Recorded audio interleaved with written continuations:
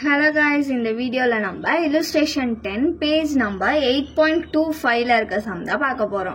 Partnership firm oda balance sheet kuduthirukangala. Capital vandu XY ku kuduthirukanga. Idha vandu namba eduthuka maatom.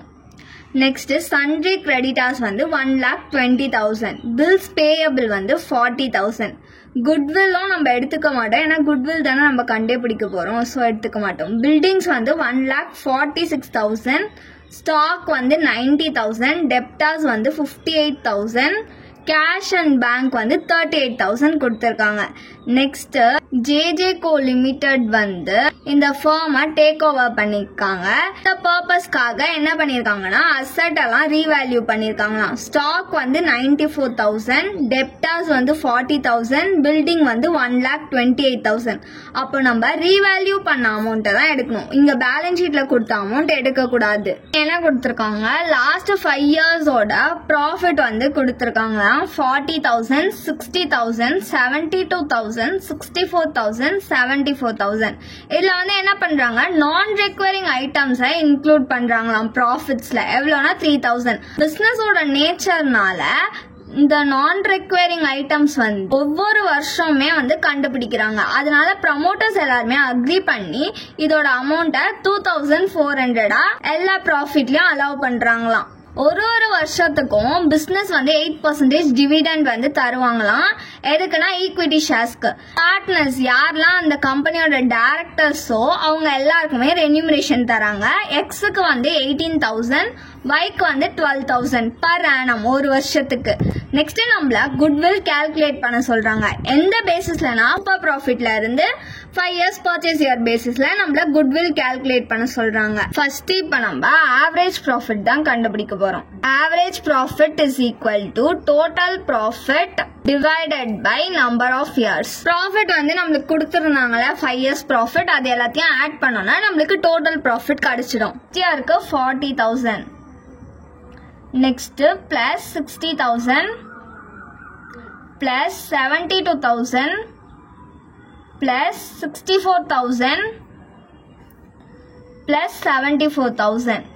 5 இயர்ஸ்க்கான profit எழுதிட்டோமா? Divided by எத்தனை year கொடுத்துருக்காங்க? 5 இயர்ஸா? So 5. இப்போ அது எல்லாத்தையும் நம்ம ஆட் பண்ணோம்னா நம்மளுக்கு 3,10,000 கிடைக்கும். டிவைடட் பை 5 பண்ணோம்னா நம்மளுக்கு 62,000 கிடைக்கும். இதுதான் நம்மளோட ஆவரேஜ் ப்ராஃபிட். நம்ம வந்து ஆவரேஜ் ப்ராஃபிட் கண்டுபிடிச்சிட்டோமா, அதுக்கான அட்ஜஸ்ட்மெண்ட்ஸ்லாம் கொடுத்துருந்தாங்க. இப்போ அது எல்லாத்தையும் பண்ணாதான் நம்மளுக்கு வந்து ஆவரேஜ் மெயின்டெனபிள் ப்ராஃபிட் கிடைக்கும். ஆவரேஜ் ப்ராஃபிட் நம்மளுக்கு எவ்வளோ கிடைச்சிச்சு? 62,000. இது கூட நம்ம எதை இன்க்ளூட் பண்ண சொல்லியிருக்காங்கன்னா நான் ரெக்வயரிங் ஐட்டம்ஸை இன்க்ளூட் பண்ண சொல்லியிருக்காங்க. கொஸ்டின்ல எவ்வளோ கொடுத்துருக்காங்கன்னா இது மாதிரி ஆவரேஜா 3,000 கொடுத்துருக்காங்க. ஆனால் பிஸ்னஸோட நேச்சர்னால ப்ரொமோட்டர்ஸ் வந்து என்ன பண்ணுறாங்க 2,400 அலோவ் பண்ணுறாங்க ப்ராஃபிட் கூட. ஸோ இதுக்குள்ளே இருக்க டிஃப்ரென்ஸை தான் நம்ம வந்து நான் ரெக்வயரிங் இன்கமில் போட போகிறோம். ஸோ 3,000 மைனஸ் 2,400 பண்ணால் நம்மளுக்கு 600. இதை வந்து மைனஸ் பண்ணால் நம்மளுக்கு 61,400 ருபீஸ் கிடைக்கும். நெக்ஸ்ட் ரென்யூமரேஷன் நம்ம வந்து பார்ட்னர்ஸ்க்கு பே பண்ணணும்னு சொல்லியிருந்தாங்களா, ஸோ அதையும் வந்து நம்ம மைனஸ் பண்ணிக்க போகிறோம். ஆனால் எக்ஸுக்கு வந்து 18,000 அதுக்கப்புறம் ஒய்க்கு 12,000 பே பண்ணணும்னு சொல்லியிருந்தாங்க. ஸோ இது ரெண்டுத்தையும் ஆட் பண்ணிக்க போகிறோம். இது ரெண்டுத்தையும் ஆட் பண்ணால் 30,000.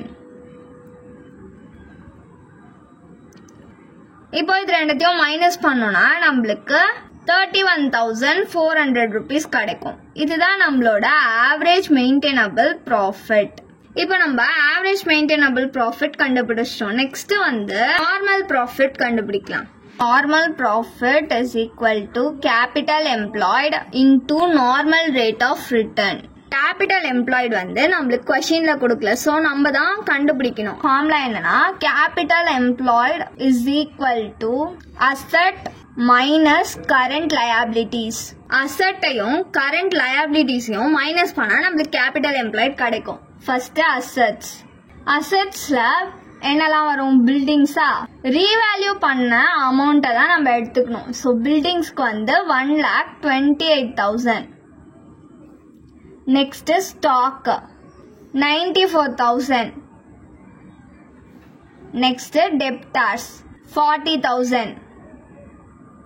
நெக்ஸ்ட் கேஷ் அண்ட் பேங்க் வந்து நம்மளுக்கு ரீவேல்யூ பண்ணல, ஸோ அதனால நம்ம பேலன்ஸ் ஷீட்ல இருக்கிறதே எடுத்துக்கலாம்.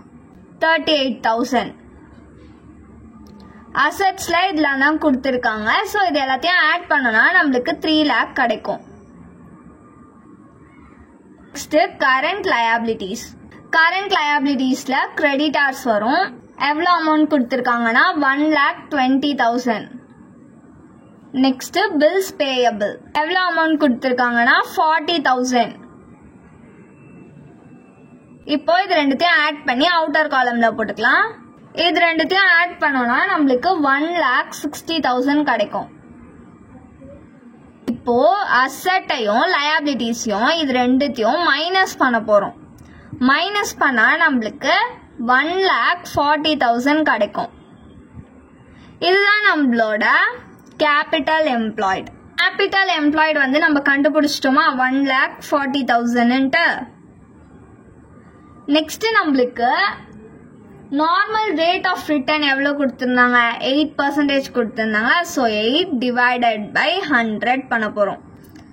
இந்த 0 கேன்சல் ஆயிடுச்சு, இந்த 0 கேன்சல் ஆயிடுச்சு. 1,400 into 8 பண்ணோம்னா நம்மளுக்கு 11,200 கிடைக்கும். இதுதான் நம்மளோட நார்மல் ப்ராஃபிட். 8% டிவிடெண்ட்னு கொடுத்துருந்தாங்கல்ல, அதுதான் நம்மளுக்கு normal rate of return. Next super profit கண்டுபிடிக்க போறோமா? Super profit average maintainable profit minus normal profit.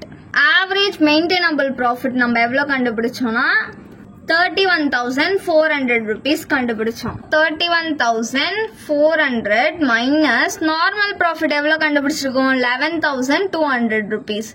So 11,200. இது ரெண்டுத்தையும் மைனஸ் பண்ணா நம்மளுக்கு 20,200 rupees கிடைக்கும். இதுதான் நம்மளோட சூப்பர் ப்ராஃபிட். இப்போ நம்ம குட்வில் கண்டுபிடிக்கலாம். Goodwill is equal to super profit into number of years of purchase.